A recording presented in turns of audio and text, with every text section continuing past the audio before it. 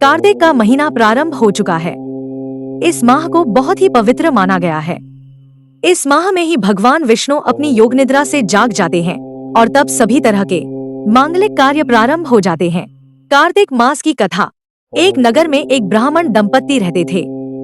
वे दोनों प्रतिदिन 7 कोस दूर गंगा और यमुना नदी में स्नान करने जाते थे। इतनी दूर आने जाने से ब्राह्मण की पत्नी थक जाती थी। एक दिन उसने अपने पति से कहा कि हमारा एक पुत्र होता तो कितना अच्छा रहता। पुत्र के बहू आती तो हमें घर वापस जाने पर खाना बना हुआ मिलता और बहू घर का काम भी कर देती। अपनी पत्नी की बात सुनकर ब्राह्मण ने कहा कि तूने बात तो सही कही है, चल मैं तेरे लिए बहू ला ही देता हूँ।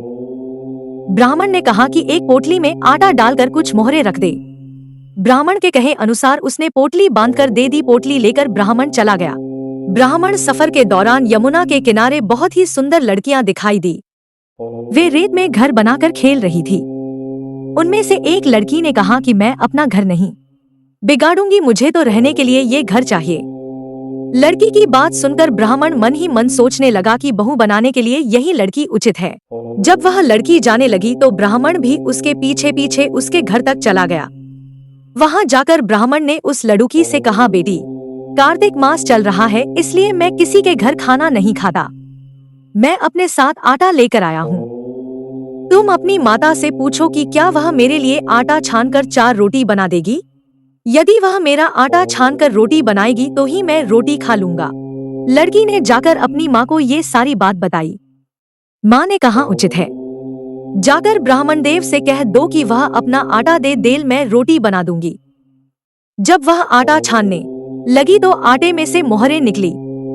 वह सोचने लगी कि जिसके आटे में इतनी मोहरें हैं उसके घर में कितनी मोहरें होंगी। जब ब्राह्मण खाना खाने बैठा तो लड़की की माँ ने उस ब्राह्मण से पूछा, क्या आपका कोई लड़का है और क्या आप उस लड़के की सगाई करने जा रहे हो। यह सुनकर ब्राह्मण ने कहा कि मेरा लड़का तो काशी में पढ़ने गया हुआ है, लेकिन यदि तुम कहो तो खांड कटोरे से विवाह करके तेरी बेटी को अपने साथ ले जाऊं। लड़की की माँ ने कहा, ठीक है ब्राह्मण देव। इस पर लड़की की माँ ने लड़की की खांडकटोरे से शादी करके ब्राह्मण के साथ भेज दिया। ब्राह्मण ने घर आकर कहा, रामू की माँ, दरवाजा खोलकर देख, मैं तेरे लिए बहू लेकर आया हूँ। ब्राह्मण की पत्नी भीतर से ही बोली, हमारे तो कोई बेटा बेटी नहीं है तो बहू कहाँ से आए। दुनिया ताने मारती थी, अब आप भी मारने लगे। ब्राह्मण ने कहा, तू दरवाजा खोल कर तो देख। जब ब्राह्मणी ने दरवाजा खोला तो सामने बहू को खड़ी देखा। उसने बहू का स्वागत किया और आदर सत्कार से अंदर ले गई। अब जब ब्राह्मण अपनी पत्नी के साथ नदी स्नान करने जाता तो पीछे से बहू घर का सारा काम करके और खाना बनाकर रखती थी। वह उनके कपड़े धोती और रात को हाथ पैर भी दबाती थी। इस तरह बहुत दिन बीत गए। ब्राह्मणी ने अपनी बहू से कहा कि बहू, कभी भी चूल्हे की आग मत बुझने देना और मटके का पानी खत्म मत होने देना। परंतु एक दिन चूल्हे की आग बुझ गई।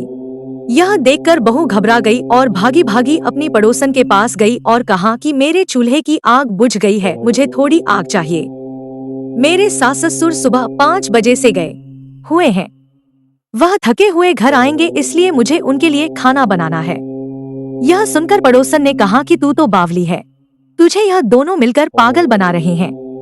इनके कोई पुत्र नहीं है, ये संतान है।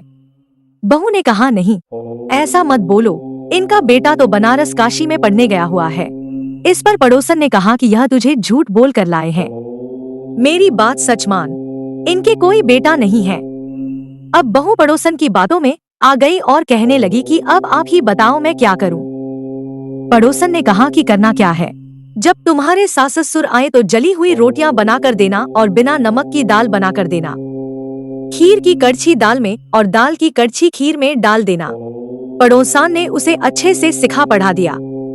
फिर जब उसके 7 सास ससुर घर आए तो उसने न तो उनका आदर सत्कार किया, ना ही उनके कपड़े धोए।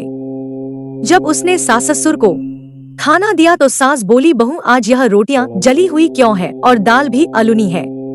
तब बहू ने पलटकर कहा कि एक दिन ऐसा खाना खा लोगे तो कुछ बिगड़ नहीं जाएगा तुम्हारा।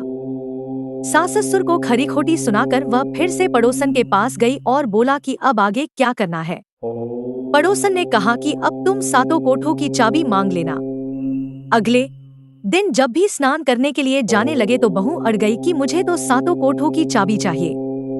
तब ससुर ने कहा कि इसे चाबी दे दो। तब सास ने बहू को चाबी दे दी।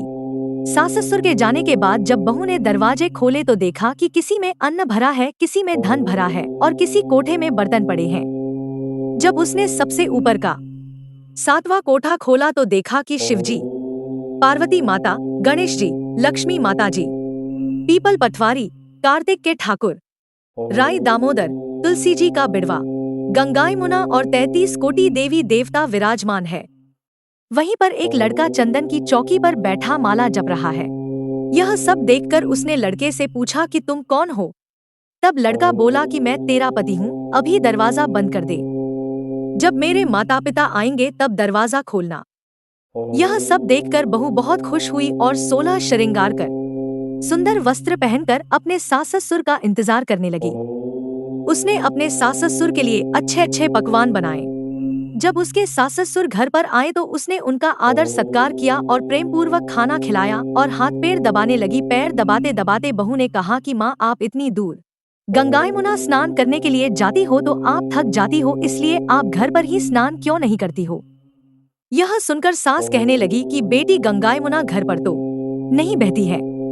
तब उसने कहा, हाँ माँ जी बहती है, चलो मैं आपको दिखाती हूँ। जब बहू ने 7वां कोठा खोलकर दिखाया तो उसमें शिवजी, पार्वती जी, गणेश जी, लक्ष्मी जी, पीपल पटवारी, कार्तिक के ठाकुर, राय दामोदर, तुलसी जी का बिड़वा, गंगा यमुना बह रही है और 33 कोटि देवी देवता विराजमान है। वहीं चौकी पर बैठा एक लड़का माला जप रहा है। माँ ने उसे देखकर कहा कि बेटा तू कौन है? लड़का बोला, माँ मैं तेरा बेटा हूँ। तब ब्राह्मणी ने पूछा कि तू कहाँ से आया है? लड़के ने जवाब दिया कि मुझे कार्तिक दे ने भेजा है। माँ ने कहा, बेटा यह संसार कैसे मानेगा कि तू मेरा बेटा है? माँ ने कुछ विद्वान पंडितों से मदद मांगी। पंडितों ने कहा, इस पार बहू बेटा खड़े हो जाएं और उस पार माँ खड़ी हो जाए। माँ ने चमड़े की अंगियां पहनी हो और छाती में से दूध की धार निकलकर बेटे की दाढ़ी मूछ भीगे और पवन पानी से गठजोड़ा बंधे, तब मानेंगे कि यह इस माँ का ही बेटा है। उसने ऐसा ही किया। चमड़े की अंगियां फट गई और छाती में से दूध की धार निकलकर बेटे की दाढ़ी मूछ भीग गई। पवन पानी से बहू बेटे का गठजोड़ बंध गया। यह सब देखकर ब्राह्मण और उसकी पत्नी की खुशी का ठिकाना न रहा। तो यह थी कार्तिक मास की कथा। हे कार्तिक के ठाकुर, जैसे ब्राह्मण और ब्राह्मणी को बहू बेटा दिया वैसे सबको देना। कार्तिक मास की कथा कहने, सुनने और हुंकारा भरने वाले सब पर कृपा करना।